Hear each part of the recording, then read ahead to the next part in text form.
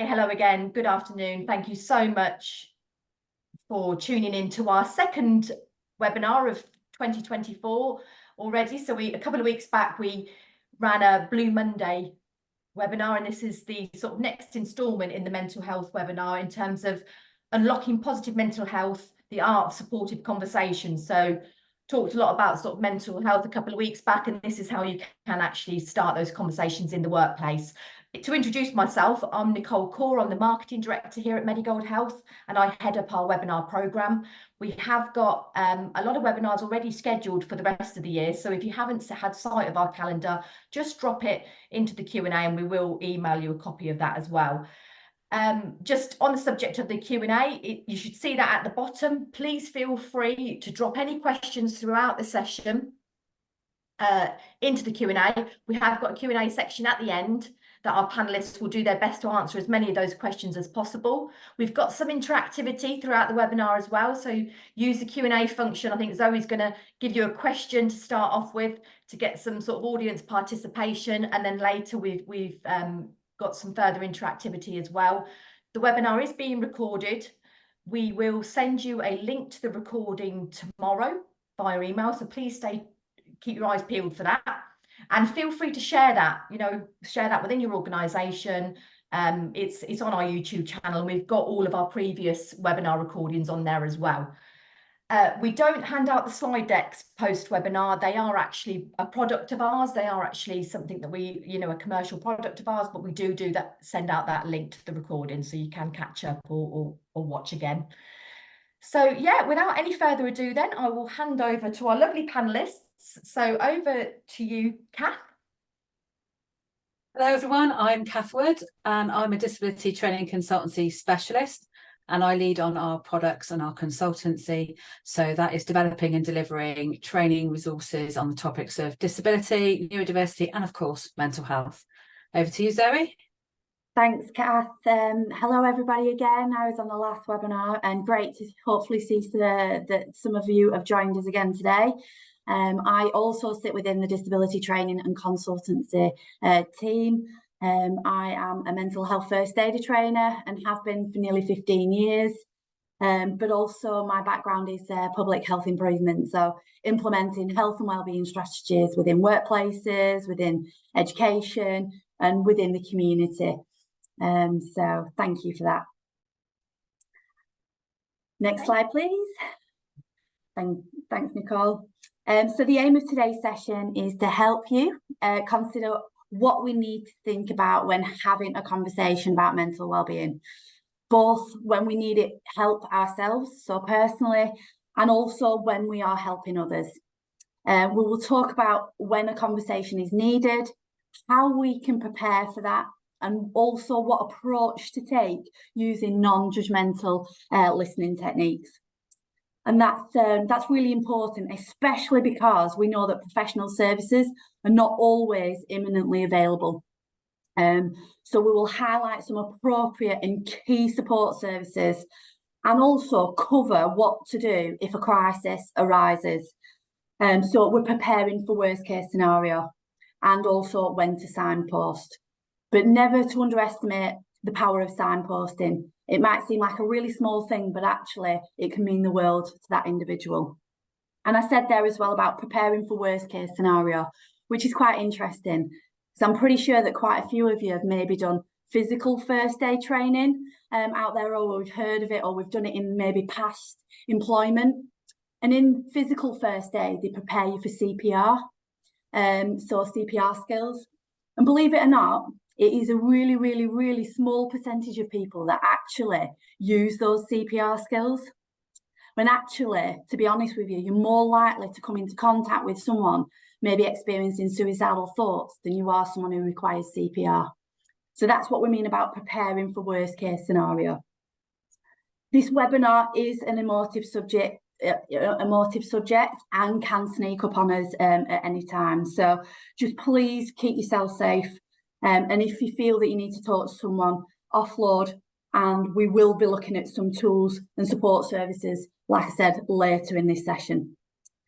Also, Nicole referred to, we've got a bit of interactivity, so please do feel free to get involved if you feel comfortable enough to do so. And also we've got a poll at the end of the session for you to take part in. So again, completely anonymous, but only if you feel comfortable enough to do so. So let's kick off. I'm just going to put it out there and hopefully you feel comfortable enough to put it in the Q&A.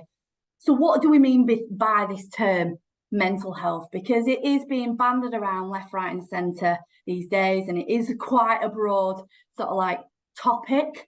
Yeah, so what do you think we mean by the term mental health? Health of your brain. Love that. Thank you for starting us off there. I love that. Yeah. Any others? Any other thoughts, or what's the first thing that comes to mind when we think of mental health? Health of our minds, emotional. Yeah, that's just me on a daily basis, I think. Emotional support needed. Yeah. Can be good and can be bad. Yeah, struggling, needing some help. Okay, good or bad, one feels in the mind, emotional. You know what? This is absolutely music to my ears. Okay, because when I actually started training around mental health awareness over 15 years ago, we were referring to the negatives. You know, such words as sort of like disorder, you know, problem, or actually using the diagnostic terms of depression or anxiety, or it's an issue or it's a difficulty. When actually, you know, it's much more than that, like you're saying. So it does show that we have come a long way with regards to our knowledge and our understanding around mental health. Yes, there is still some way to go, but we're going on the right track. So actually, the term mental health and well-being is a person's condition with regards to their psychological and emotional well-being. Okay, it is as simple as that. If someone asked me to define what mental health is, it's like two sides of A4, because it is so broad and there's so much underneath that. The World Health Organization also has a lovely definition, you know, it includes emotional, psychological and social well-being. You know, the way we think, feel and behave or act, how we handle stress, relate to others, and also make healthy choices.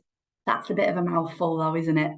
Yeah, it's not memorable maybe. So that the punchy things like life's ups and downs, how we cope with stress, our brain health, you know, are the things that stick at the forefront. So amazing. Thank you so much, everybody, for putting on those.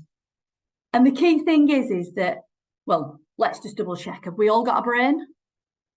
Depends what day of the week it is. Yeah, we're nearly at the weekend. We're nearly there. We're nearly there. Well, we've all got a brain. So that means that nobody is excluded. We all have mental health. Yeah, it does not just kick in when we are unwell. Like you said, those good days, those bad days, those days. Yeah, nobody is excluded. So next slide, please. So why are conversations around mental health and well-being important? Okay, so we've got some statistics here to share with you. So the first one, 914,000 workers were affected by work-related stress, depression or anxiety in 2020-21. And that's quite interesting because that is slap bang right in the middle of the pandemic as well. So some statistics, we can see that there was a relationship with the pandemic and some mental health conditions or work-related stress. And the interesting thing with this is that there was 372,000 new cases from the previous study around work-related stress, depression or anxiety.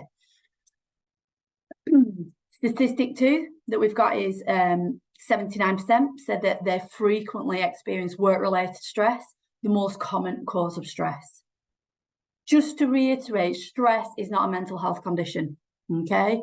But it can be a risk factor, especially if it is chronic stress, where it's prolonged, it's enduring, and it can have that negative impact. So therefore, we call that a risk factor. But stress is not always a negative, okay? Also, stress can bring physical and mental health conditions to the forefront. So not only a risk factor, but can also bring other health conditions to the forefront. And also we've got 1 in 6 people report experiencing a common mental health problem such as anxiety or depression in any given week, just in England. Wow. Yeah, that is quite a lot of us. That's potentially, 100 of us, or slightly over 100 of us in this call today that could potentially be experiencing a common mental health problem. To put it into perspective.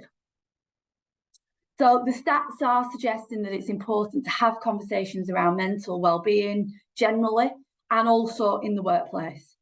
But I'll be honest, we need to take them with a little bit of pinch of salt, or as a conversation starter, okay, or allowing us to identify needs. Because I don't know about you, I'm really, really sorry. If there's someone out there that loves a good stat, I'm really sorry. I'm a naughty person when it comes to statistics, especially around mental well-being, okay, when we're talking about mental health.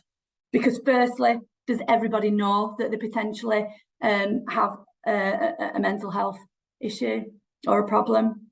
No. If we know that there's something not quite right, does everybody know where to go to get that support? No. We know that definitely in the pandemic, our health system was geared more towards our physical health rather than our mental health, our emotional health. So again, a barrier to accessing those services. And also, one of the hardest things to ask for as a human being is to ask for help. So we know that those 4 things can skew our statistics because they go on diagnosis and disclosure. So actually, this potentially could be the tip of the iceberg. And that is why conversations are so important. If we can have open and helpful conversations around our mental well-being, can make a big, big difference. So just checking in, just taking the time to ask, and also just really listening so that we can identify if there's any support with any issues more quickly, and it allows us to deal with that more efficiently and easily as well. So early intervention is key. And we can stop it in its tracks before it snowballs and gets to a point where we feel that we can't cope. So it can make a real difference and reduce the likelihood of a person requiring medical support or actually even taking time off work. We often worry that these conversations might be too difficult and we won't know what to do with the information. But be reassured, if it goes beyond our expertise, then that's what your HR departments are there, or that's what the professionals are there to help us, and especially if someone's in crisis.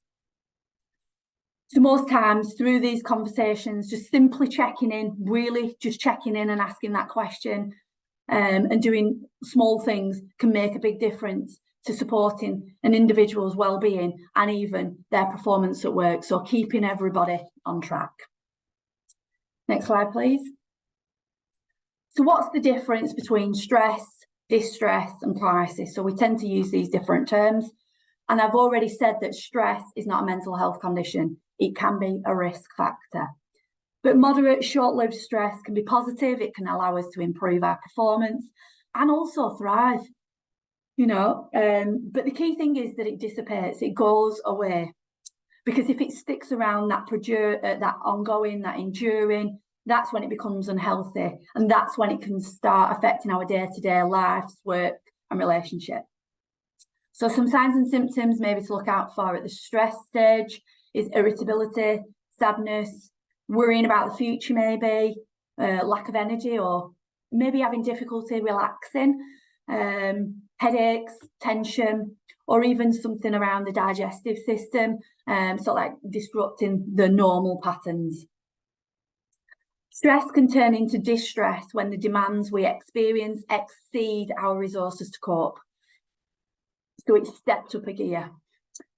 So signs to look out for here is looking at sudden changes, maybe in mood, our anxiety levels, maybe having difficulty sleeping, our motivation, or actually maybe not even turning into work, or not doing the activities, starting to not do the activities that we love to do.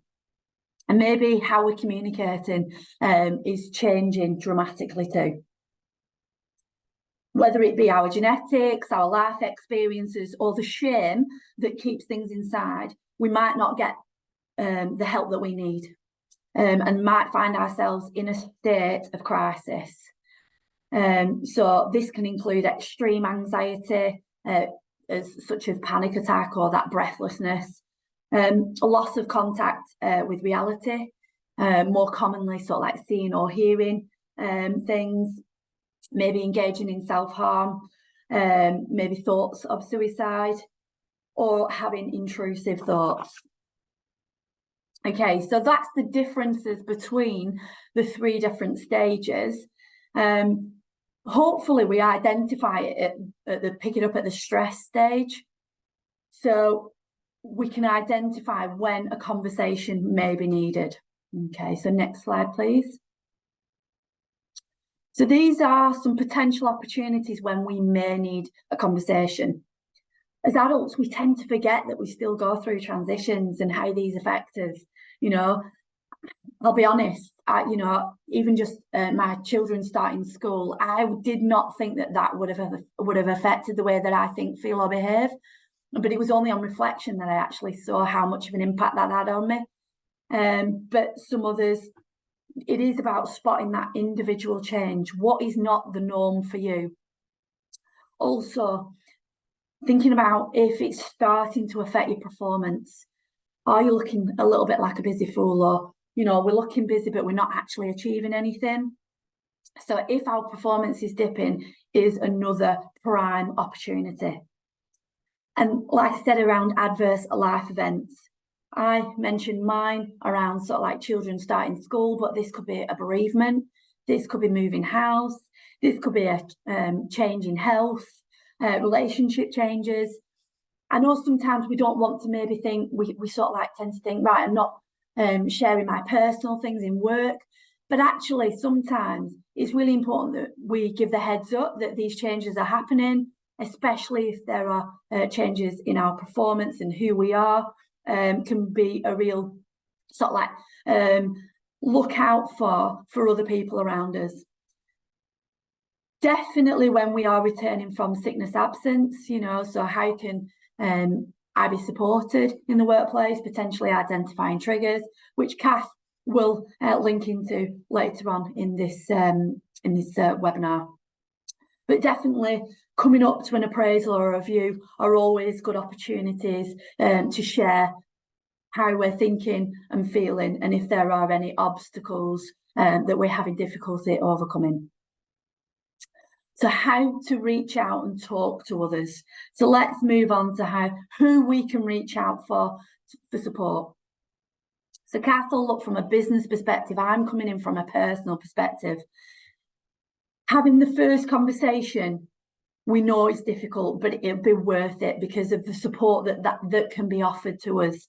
We know, like we said previously, one of the hardest things to do is to ask for help, but it will feel like such a relief. It will feel like some of that weight is lifted off our shoulders if we can just share.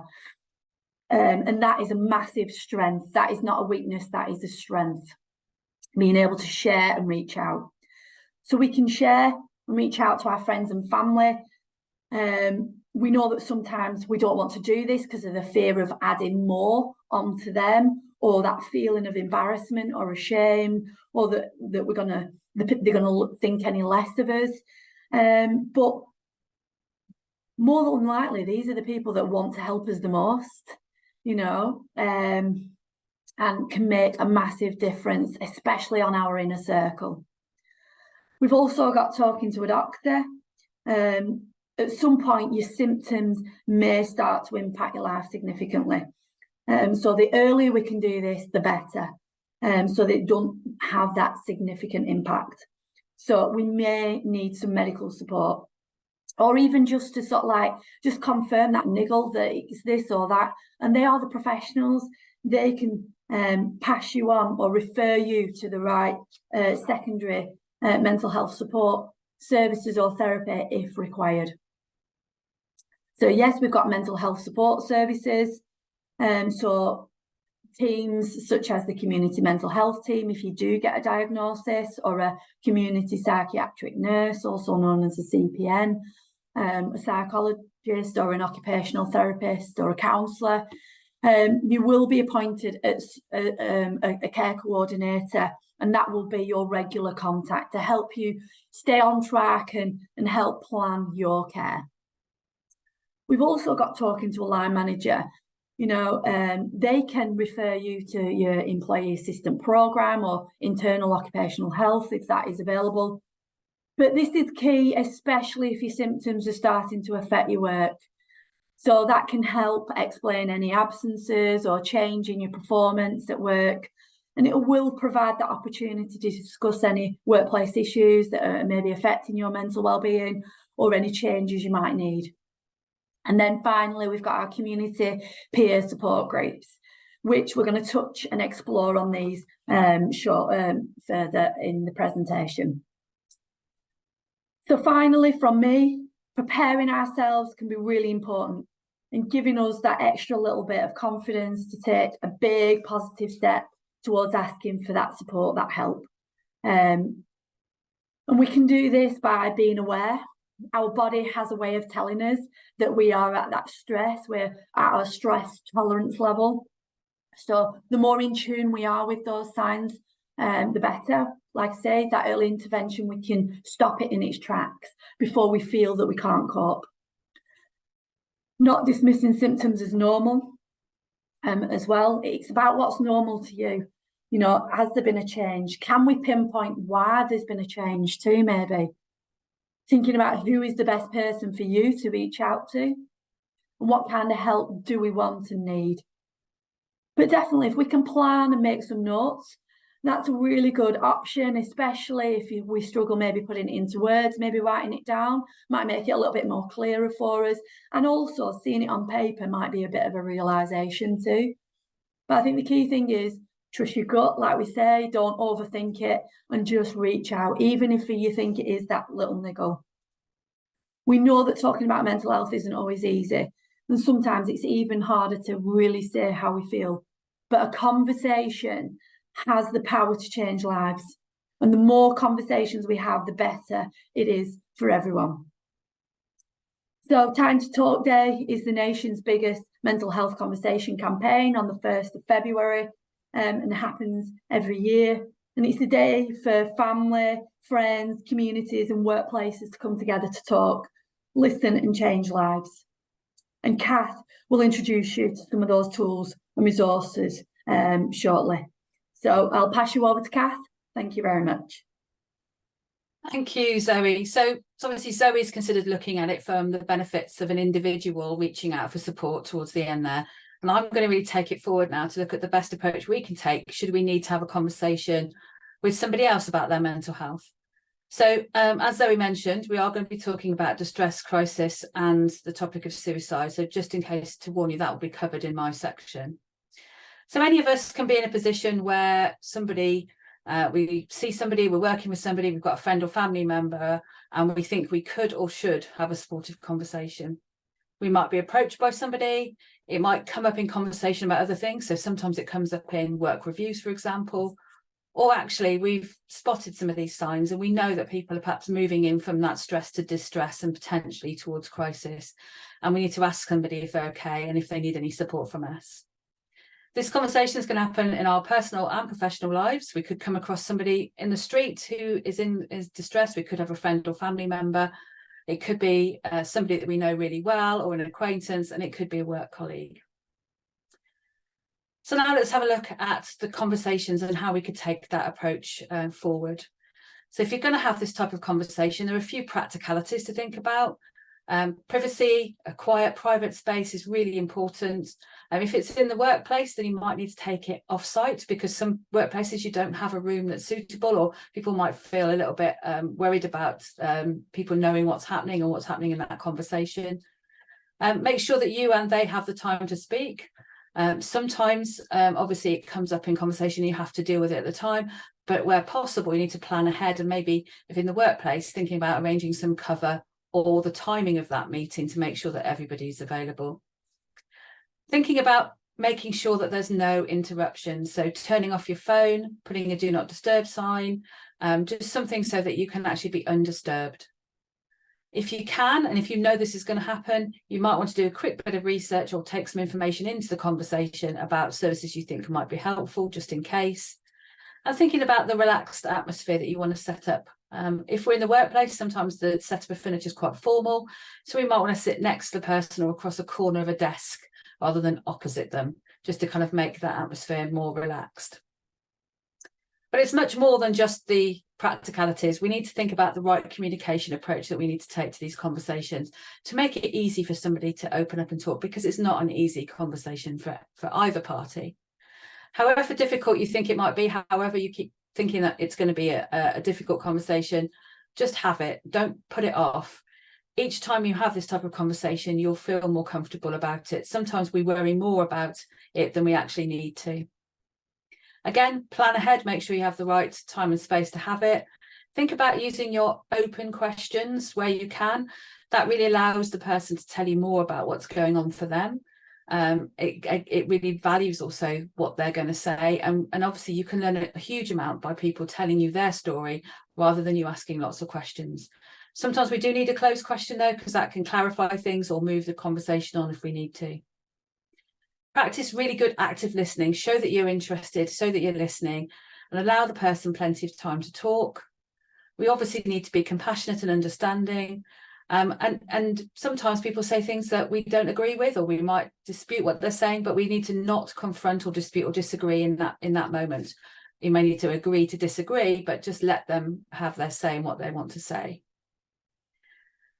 So we need to be careful about managing our own emotions in those conversations. We need to be wary that showing we're upset by what somebody's saying can add extra guilt and shame and may put off that person from talking to us again. But we are human, so it's natural to show sadness if we're hearing some sad news. We may also wish to express sympathy if people are going through difficult times, but we need to be wary that we're not expressing too much sympathy, because this can make it a very negative conversation and also blur the professional and personal boundaries in the workplace. We should try to show empathy and understanding, but again, we can also be insensitive in trying to empathise by saying things like, I know exactly how you feel. We need to also consider that we shouldn't judge the people by our own situations, our own experiences, our own values or beliefs, and try to listen non-judgmentally at this point. And we all want to help, but trying to jump in and solve a person's problems too soon sometimes means we miss out on information that would really help us, or for people to tell us more about the issues they're experiencing. Often we're also not the right person to offer that support.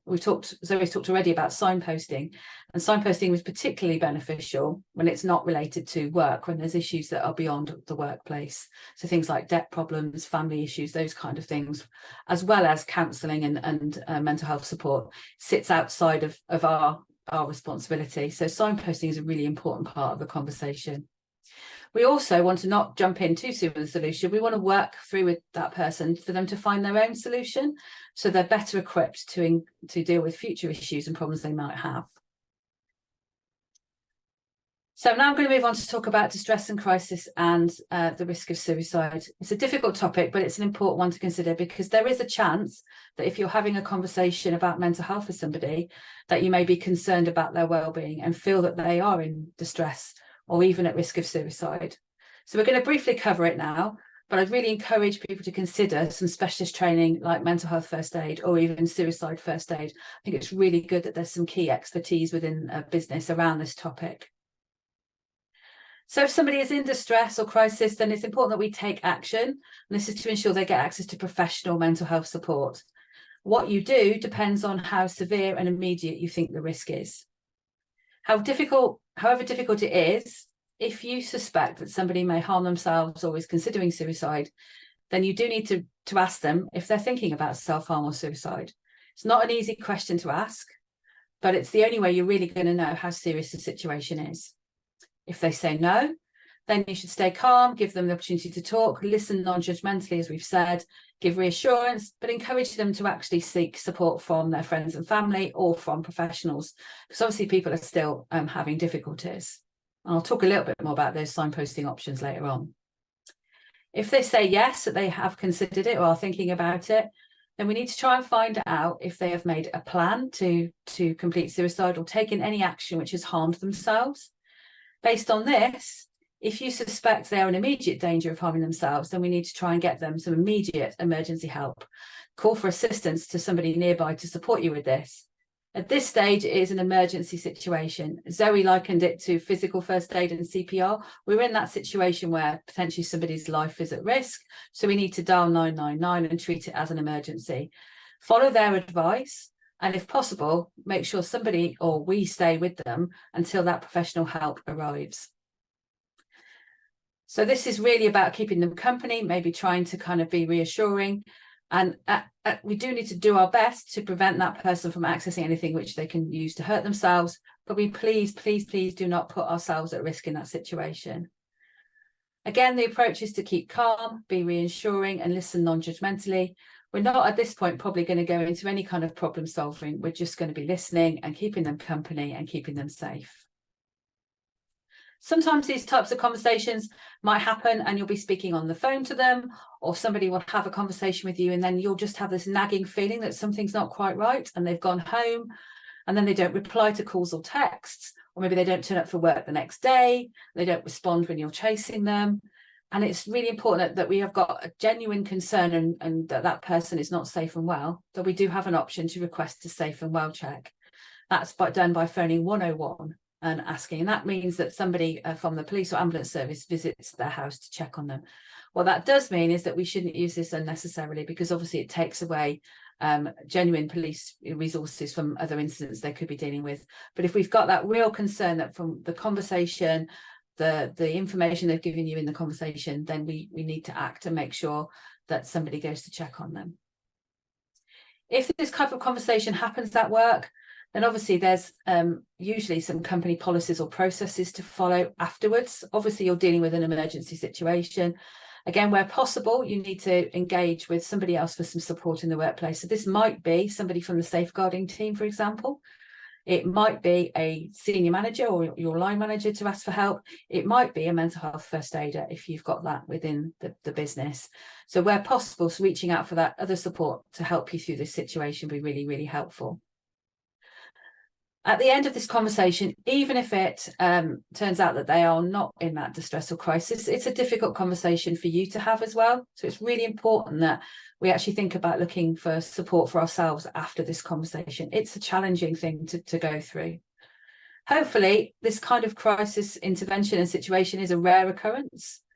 And really, by having conversations early on, we can actually reduce the risk of situations getting to this point, because actually, the earlier we have the conversation, the quicker that person can access the support, which actually will prevent this from escalating. So now let's return back to our conversational techniques. There's a few things just to talk through to help this conversation.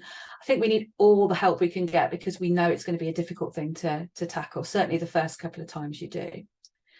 So we need to think about our communication approaches. So we can show that through our body language or non-verbal cues. So the acronym on the slide of SOLAR is quite a good way to remember the effective body language we can use in these types of conversations, or indeed any conversation where we want to be really engaged with that person. So S is for sitting squarely. So sitting with the person, opposite the person, sitting attentively. Again, you may choose to sit at an angle, but we need to make sure we can look at them directly and show that we are really listening and paying attention. O is for our open posture. So that's things like avoiding crossing our arms, as this can make us feel either anxious or defensive, and that can really put off somebody from feeling they want to open up. L is for leaning forwards to show we're really interested in what the person is talking about. The added benefit of that is that if the person wants to tell us something which they want to keep private, they can lower their voice and we can still hear them. This is really important because people might not want to share and be worried about being overheard. E is for our eye contact.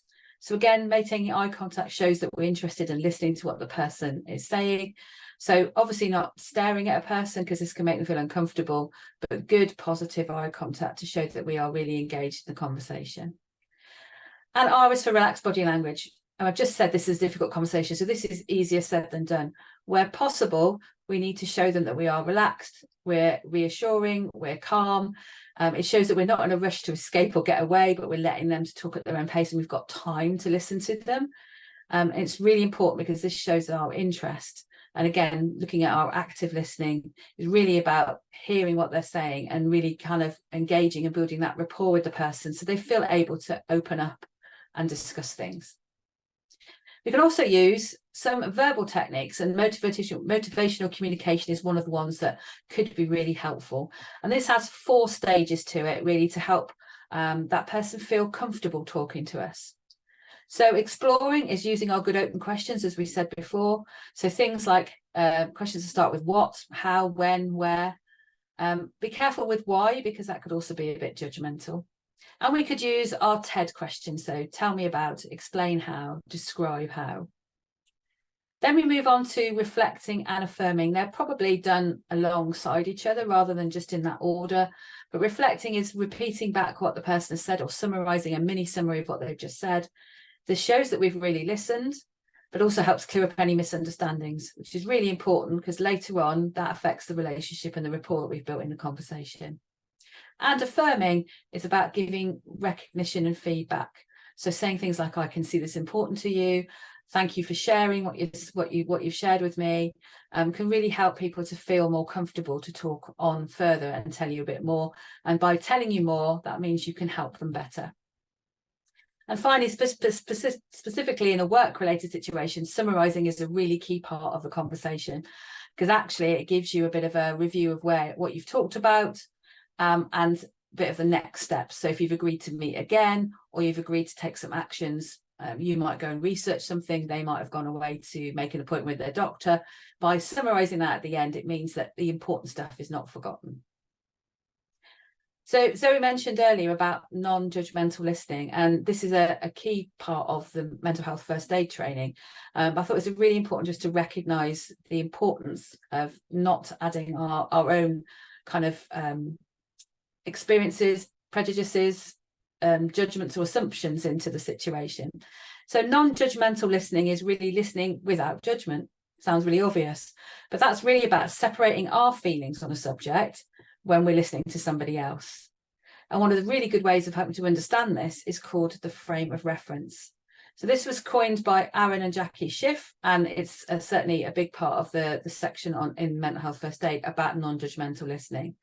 And it refers to the way that each of us has a filter for reality. So our filter is made up of a number of different factors, like our education, our life experiences, our beliefs. And that all gives us a perception of the world and certainly of other people's situations. So it's really important that we overcome our frame of reference or our preset perceptions and opinions within those supportive conversations, so the other person feels accepted and not judged. If they feel that we're judging them, they'll be reluctant to open up, and we might also guide people in the actions we would take rather than the actions which will be best for them in their situation. And it's really important that we help the person to come to their own decisions rather than just following what we've done in the past. So there are 3 things or 3 conditions that can help us to make sure that we are non-judgmental in our listening. And these are acceptance, genuineness, and empathy.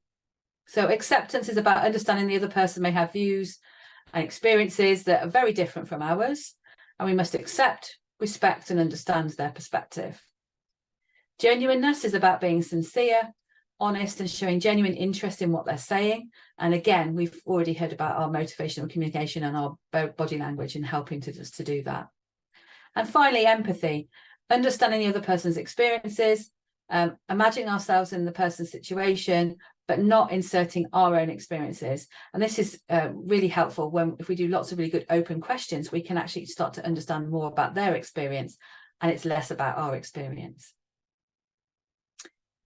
So, as Zoe explained earlier, there is definitely a link in this topic of our webinar to the Time to Talk day, which is the 1st of February. So I'm now going to talk you through a little bit more about the practical resources that Time to Talk Day can provide you. We've got another one to share as well. And then we're going to do, as I say, a little poll to start us off in the kind of activities we could do to start the ball rolling around this importance of conversations. So from Time to Talk itself, and I know we're going to share the link with you to these resources.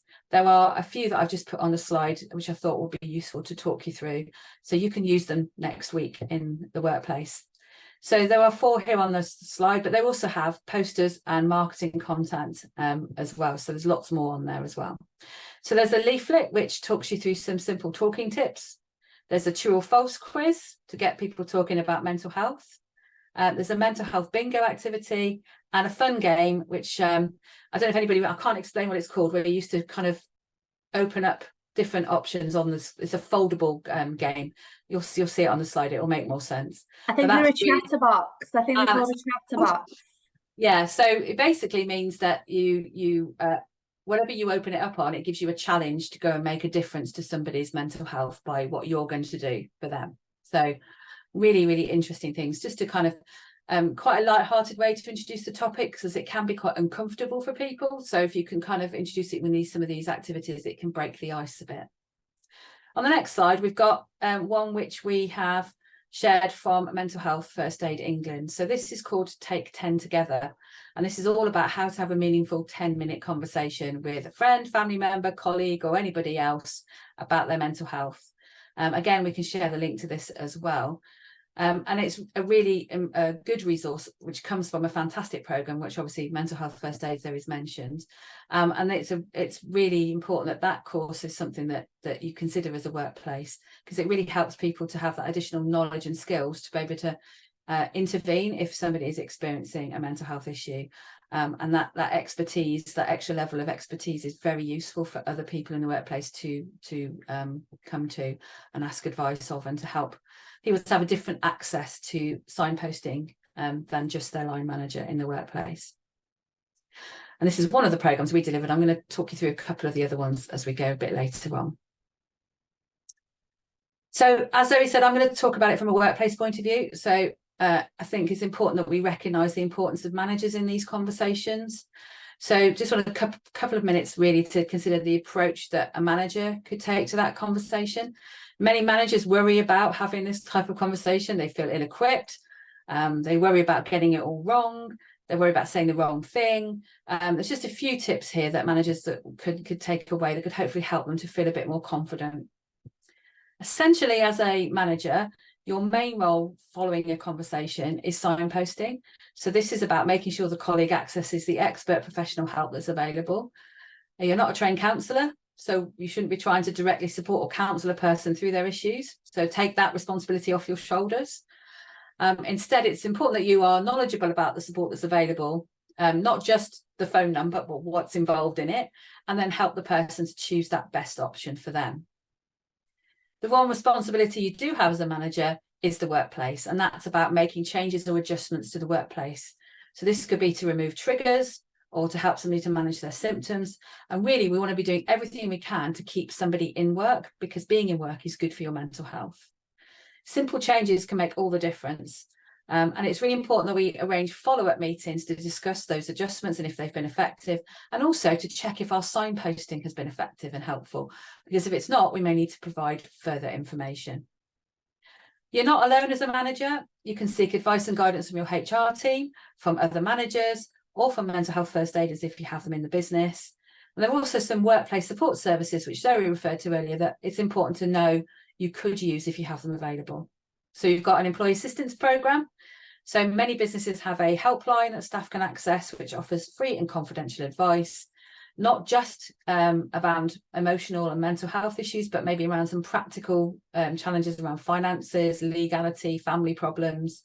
But many of those also provide access to short courses of counselling. So if your business has one, it's really good to find out more about it, because this could be a really good shortcut for people getting that immediate access to help.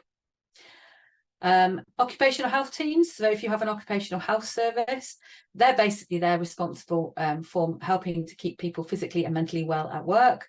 So a referral can mean that the individual can access some assessments, and the report that comes out of that usually provides advice on workplace changes that can help somebody to manage their health at work.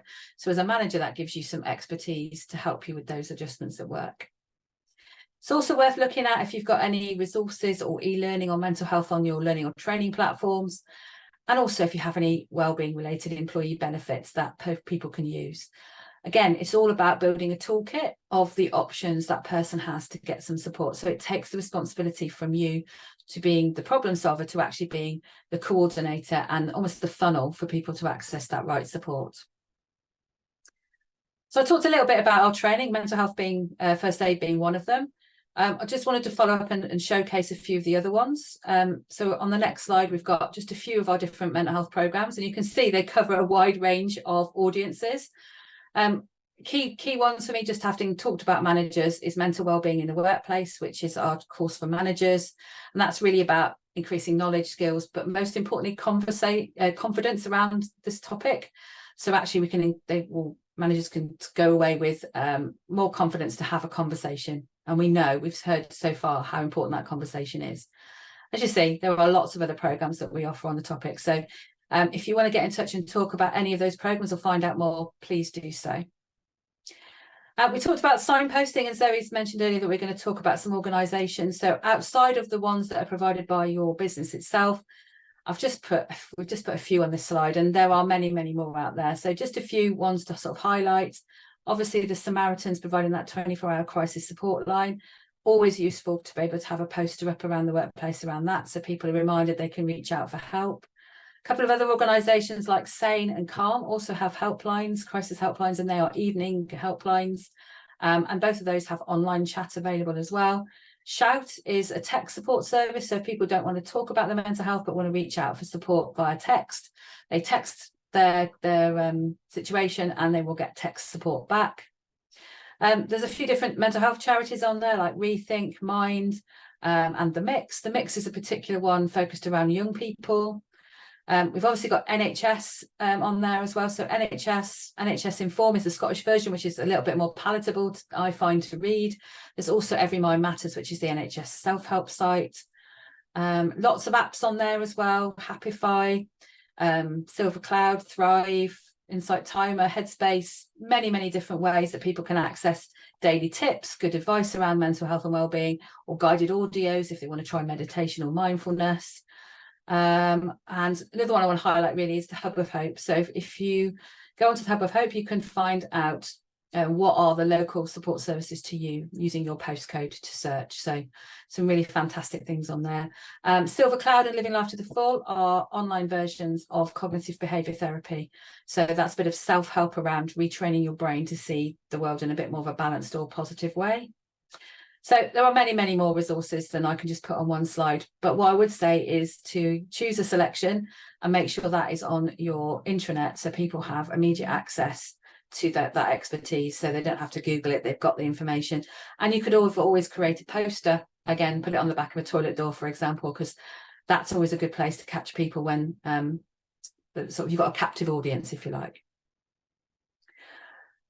Okay, so as Zoe mentioned earlier, we're going to do a quick poll and have a look at what you know about mental health. So this is very much similar to the time to talk true or false exercise. So Nicole's going to share the 4 questions. All you need to do is decide if the statements are true or false. Just take around a minute to do that. It's completely anonymous. I'll only be able to see the overall group results. And then I'll go through the answers with a bit of extra background information. So over to you, Nicole, if you'd like to put the poll up. I'm going to launch the poll now, so that should pop up on your screens. There we go. So if you just tick true or false for the four questions, and then we'll give you a minute, and then we'll quickly show the overall results, and then I'll just talk you through some of the answers. Is that showing all right? I can see it. Yep, we've got some answers coming through. Good. Thank you. Ooh, lots of answers. So this poll is very similar to the time to talk true or false. So this will just showcase you a little bit of how to use some of these questions to share some extra information or start a conversation about it. Because as soon as you give people true or false, you can ask them why they think it's true or why they think it's false. I like it as well that there's a couple of questions where we've got a bit of a split, which is good. It's good. That's almost the best result in a way, because yes. It gives you a chance to debate it. Yes. Okay, another 20 seconds, then we'll close the poll. Yeah, actually we're really good. So we've still got 543 people tuned in and 430 responded to the poll. So now I just want to see the results. Okay, Yeah. 5 seconds. Okay, Nicole, if you'd like to close the poll, let's see what everybody's I will end the poll now. And I will share the results on the screen. So just give me the thumbs up, Kath. Yep, they are appearing. So we've got some very definitive answers and we've got a couple of split ones. Yes. Okay, so if you'd like to just, actually move on to the next slide, Nicole, and if you can close the poll so I can go through the answers. Yep. Okay, so question 1, mental health stigma is reducing and most people would be able to talk to their employer about mental health issues. So I have this as false. So although things are improving, mental health stigma is still quite prominent. So there's a survey called the National Attitudes to Mental Illness Survey, and that showed that attitudes towards those with mental health problems have improved by just under 10% since 2009. So we know there's been some changes. I think COVID is certainly part of that. However, in the workplace, there's still quite a lot of stigma around if we're sort of talking to your employer about it. So there was a YouGov survey in 2022 that 19% of employees had taken off time from work due to their mental health, and 63% of those had not told their boss the real reason for the absence. So we talked about stats earlier.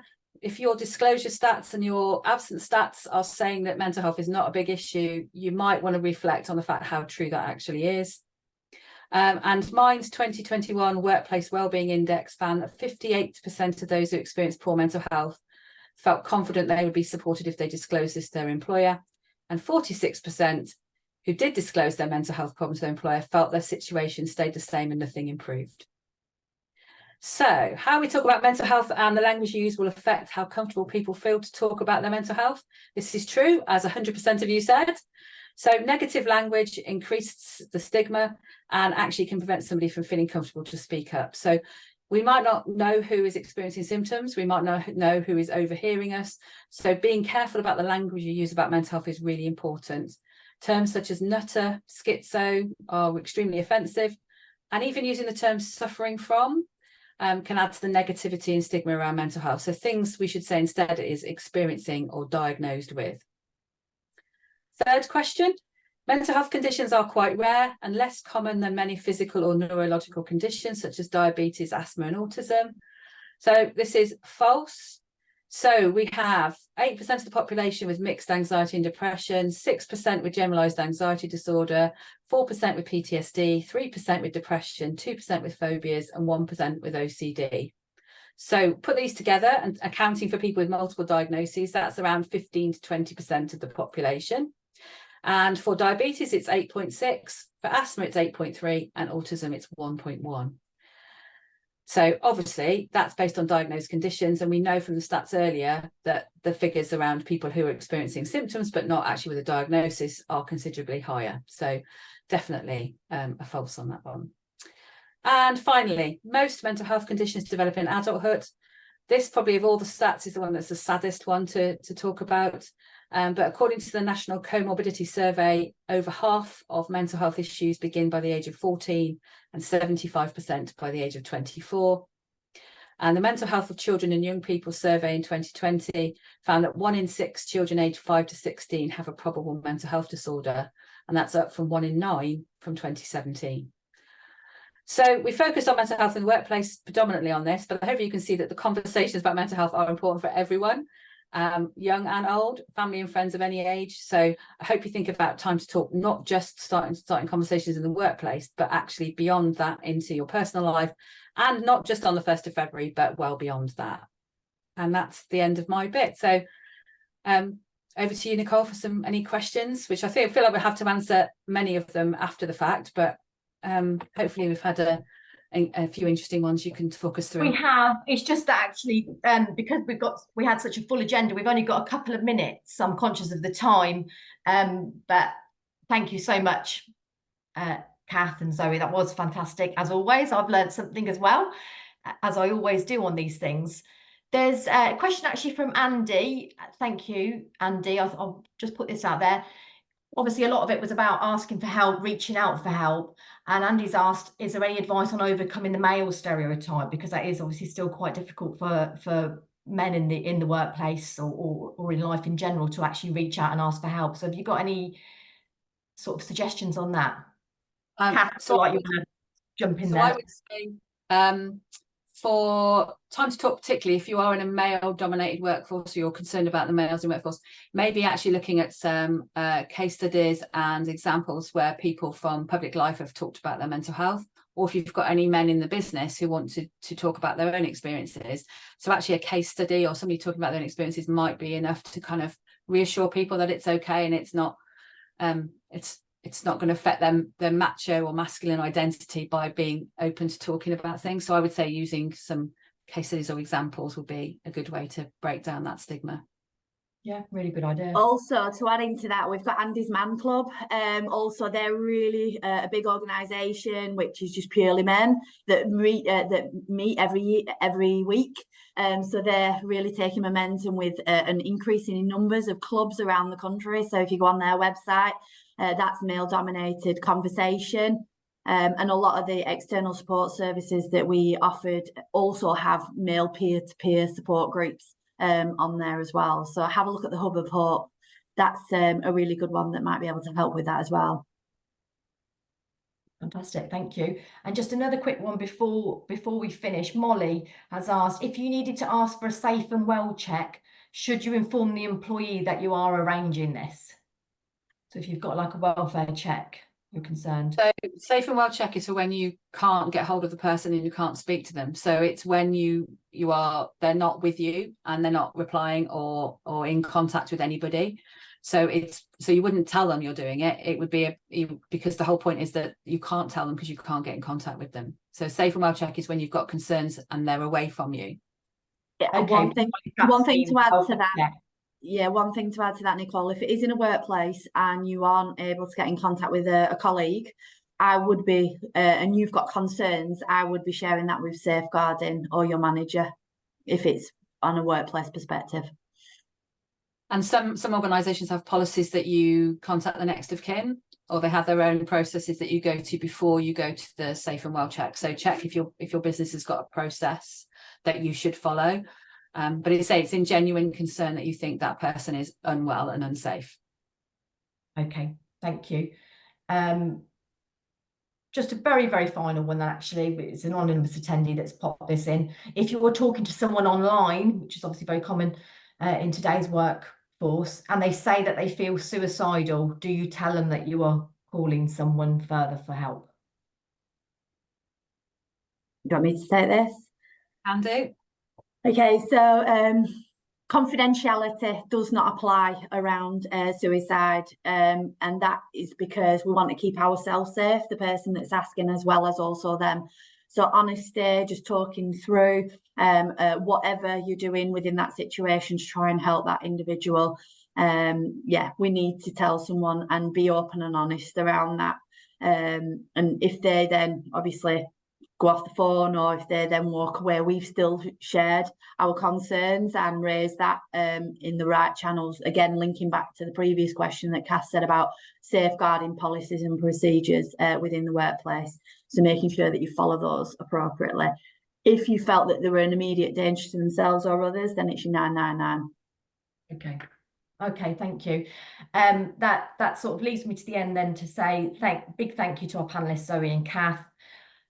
Huge thank you as well to our audience for tuning in and for being so engaged. As we have mentioned, obviously there's some triggering subjects in there, so please, if you need to, make sure that you reach out for help or use your company's EAP service if you've got one. We will be sending the link out tomorrow. We had lots and lots of people want our calendar for the year, which is fantastic. So we'll send a link to that as well within the follow-up email. So yeah, huge thank you everyone, and enjoy the rest of your day.